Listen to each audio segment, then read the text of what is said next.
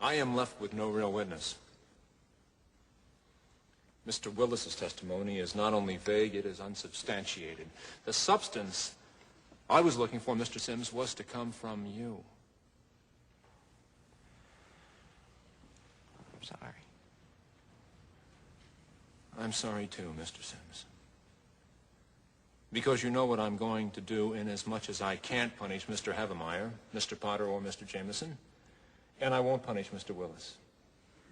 He's the only party to this incident who is still worthy of calling himself a bared man. I'm going to recommend to the disciplinary committee that you be expelled. Mr. Sims, you are a cover-up artist and you are a liar. But not a snitch. Excuse me? No, I don't think I will. Mr. Slade. This is such a crock of shit. Please watch your language, Mr. Slade. You are in the Baird School, not a barracks. Mr. Sims, I will give you one final opportunity to speak up. Mr. Sims doesn't want it. He doesn't need to be labeled still worthy of being a bared man. What the hell is that? What is your motto here? Boys, inform on your classmates, save your hide. Anything short of that, we're going to burn you at the stake? Well, gentlemen, when the shit hits the fan, some guys run and some guys stay. Here's Charlie facing the fire, and there's George hiding in Big Daddy's pocket. And what are you doing? You're going to reward George and destroy Charlie. Are you finished, Mr. Slade? No, I'm just getting warmed up. I don't know who went to this place. William Howard Taft, William Jennings Bryan, William Tell, whoever. Their spirit is dead, if they ever had one. It's gone. You're building a rat ship here. A vessel for seagoing snitches. And if you think you're preparing these minnows for manhood, you better think again.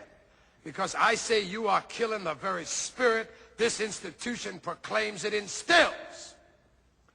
What a sham.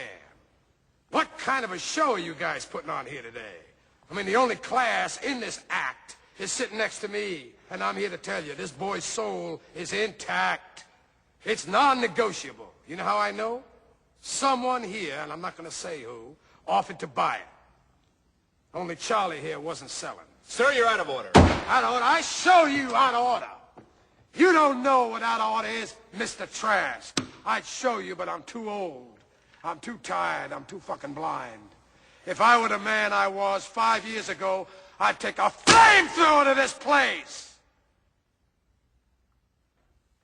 Out of order. Who the hell do you think you're talking to? I've been around, you know. There was a time I could see, and I have seen, boys like these, younger than these, their arms torn out, their legs ripped off. But there is nothing like the sight of an amputated spirit. There is no prosthetic for that. You think you're merely sending this splendid foot soldier back home to Argonne with his tail between his legs, but I say you are executing his soul. And why? Because he's not a bad man. Bad men. You hurt this boy, you're going to be bad bums. The lot of you. And Harry, Jimmy, Trent, wherever you are out there, fuck you too. Stand down, Mr. Slade. I'm not finished. As I came in here, I heard those words. Cradle of leadership.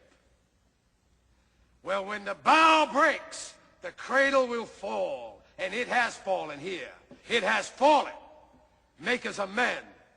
Creators of leaders. Be careful what kind of leaders you're producing here. I don't know if Charlie's silence here today is right or wrong. I'm not a judge or jury. But I can tell you this. He won't sell anybody out to buy his future. And that, my friends, is called integrity.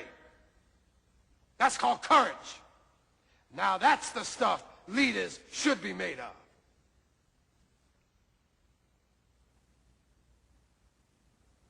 Now, I have come to the crossroads in my life. I always knew what the right path was. Without exception, I knew. But I never took it.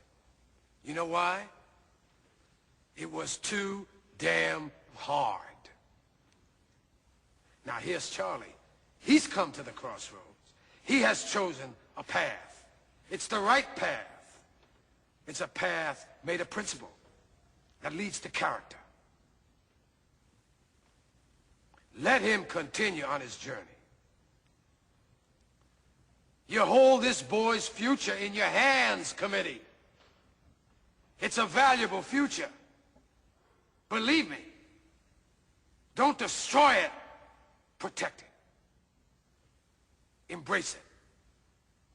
It's gonna make you proud one day, I promise you.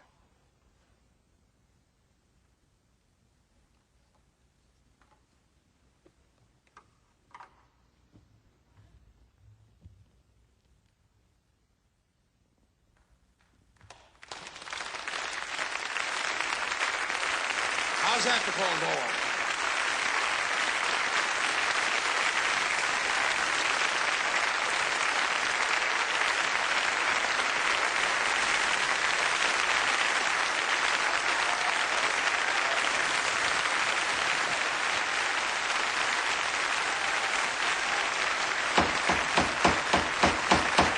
Nothing to shut him up, sir.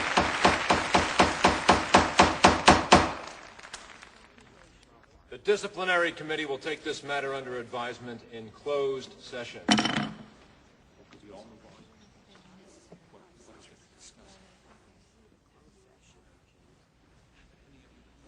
What are they doing, Charlie? I think they're going to come to a decision.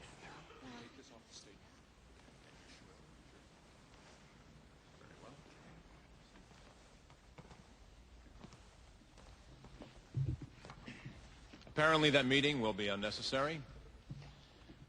Mrs. Hunsaker?